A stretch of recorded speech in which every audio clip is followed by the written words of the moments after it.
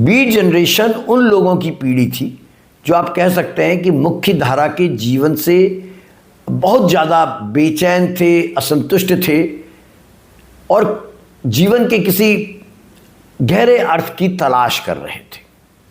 और कारण क्या था? सेकेंड वर्ल्ड वॉर के बाद अमेरिका आर्थिक रूप से तेजी से समृद्ध होने लगा।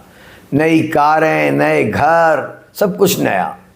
उपभोक्ता वस्तुएं, मध्यम वर्गीय जीवन शैली में भारी बदलाव।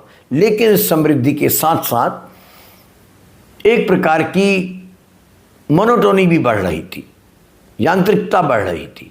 समाज में अनुशासन, पारंपरिक नैतिकता और सुरक्षित जीवन की अपेक्षा बहुत मजबूत हो गई थी, भारी हो गई थी। युवा पीढ़ी का भीतर इस व्यवस्था के प्रति तेजी से असंतोष पैदा हुआ। उस समय की जनरेशन जेन के भीतर वे एक ऐसे जीवन की तलाश करने लगे जिसमें इंडिपेंडेंस हो और सेल्फ एनालिसिस, आत्म अन्वेषण के लिए भी जगह हो। और इसी बेचैनी ने जन्म दिया बीट जनरेशन को। बीट जनरेशन के केंद्र में कुछ ऐसे लेखक और कवि थे जिन्होंने अपने लेखन और अपनी कविताओं के जरिए इस आंदोलन को आकार दिया। इसमें सबसे पहला नाम है जैन केरुएक का, दूसरा नाम है एलन गिन्सबर्ग का और एक और नाम है विलियम बरो का।